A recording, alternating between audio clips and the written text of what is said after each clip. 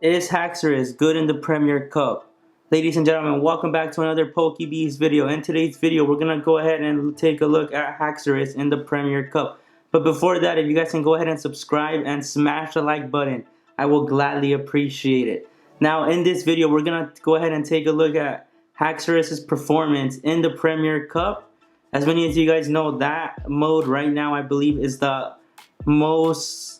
It's the one where everyone's participating, and I decided to build a team around Haxorus.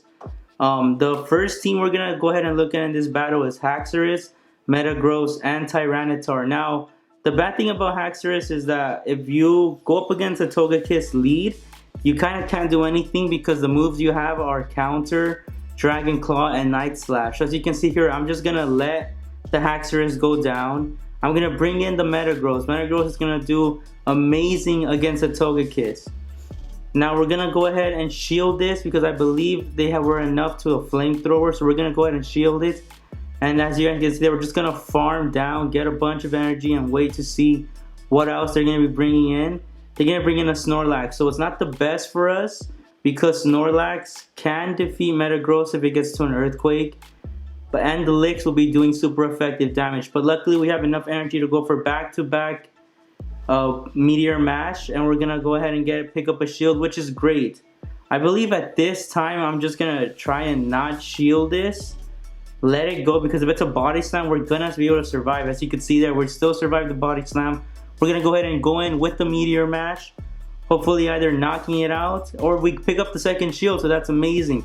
If we still had Haxorus, though, we would have been able to beat Snorlax easily. But we're going to be able to resist the licks with the Tyranitar. Go ahead, and I believe I shield this just because I was afraid of the Earthquake. And they baited us. So now here comes Metagross. If Metagross had the energy advantage, we would have lost this matchup. One Crunch will knock it out. If Metagross would have gone to a Meteor Mash, we would have lost that. But we take Game 1, and now we're going to move on to Game 2. Now, this matchup is alright. Haxorus versus a Swampert. For me, it's great. I have Counter, so it's going to be doing neutral damage. Night Slash is also doing neutral damage. And I could get the boost. So we're going to go ahead and go one Night Slash. Unfortunately, I don't think we got the boost. They switch into the Gyarados, so we're going to swap into Tyranitar. If I would have gone with Metagross, Gyarados would have been able to resist. And they will be doing super effective damage to us. I shielded this Hydro Pump because I noticed they were charging a bit of energy.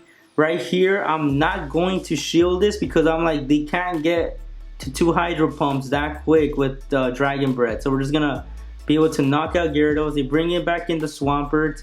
I know the Hydro Cannon will knock me out from this range. I go ahead and shield it. Gonna go ahead and land this Crunch. And after this Crunch, I believe I bring Haxorus back in. Yup, I switch. Bring Haxorus. I use a Night Slash. This is neutral damage, and from this range, I believe it does knock it out or close to. Once again, I don't pick up the shield, but Haxorus is a great Pokemon against the Metagross. Night Slash against the Metagross. And as you can see there, it gets already halfway. I did not get the boost. They're just going to farm me down. And unluckily, we have the Tyranitar, so we're still doing super effective damage. This Meteor Mash is going to knock us out. We're going to have our own Metagross in the back. Go ahead and farm this down, and the Swampert comes back in. Now, I believe if they get to an Earthquake, they would be close to knocking us out. Thankfully, though, it's just a Hydro Cannon, and we're going to be able to pick up this win with this Meteor Mash. But it is resisted by the Swampert. But it's still enough to knock it out. So there we go. We take game number 2. Now to game number 3. Haxorus versus a Metagross lead. This is great. This is amazing. Counter will be doing neutral damage. Night Slash will be doing super effective damage. And you could see there, counters allow us to get to Night Slash pretty quickly. Night Slash, you don't shield, which is great. And we get the boost. So at this point, I'm like, okay, I'm going to shield it. One of the problems I have with Haxorus, though, is that it's really squishy compared to other dragons. And right here, I decide to use the Night Slash. Unfortunately, should have probably just backed out. But I would pick up a shield, so that's great. 2 shields. We're going to bring in the Metagross, and we're just going to farm energy. But that's another thing. The Haxorus, I believe, is too squishy. It's not tanky like a Dragonite. What I've noticed is the water type moves, it can't handle them that good as like compared to a Dragonite. So right here I'm just gonna throw the Meteor Mash because I don't like farming a lot of energy and maxing it out and then not being able to gain anything. So they're gonna bring in a Swampert here, and I'm just gonna go for the Meteor Mash to try to do the most damage that I possibly can. See, not very effective, but it still got it to halfway. Can we get another one? We do get another one, which is huge.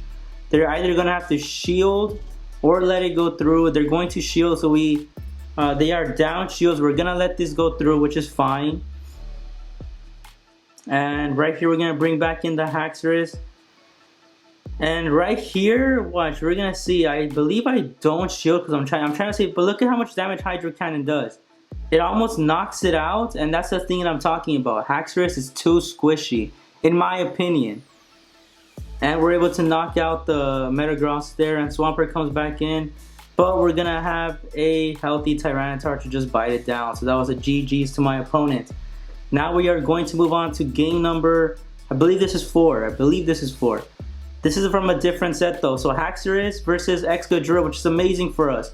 Counter is going to be doing great damage. We're going to be able to get this Night Slash. And another thing about Haxorus is you can't really battle other dragons. Like a Dragonite will knock out your Haxorus because Dragonites run Dragon Breath most of the time. So it's going to be super effective, as you can see here. I'm going to go ahead and go with this Dragon Claw. It lands, which is great. But as you can see there, Dragon Breath will delete Haxorus, and Haxorus can't compete because we are running counter. So counter's resisted by the Dragonite. So right here we have a Smackdown Rhyperior. Dragon Claw's gonna do a decent amount. They're gonna switch into Metagross. If we would have had I believe it's Mudclap, we would have been in a way better situation against the Metagross, but we would have been losing against the Dragonite.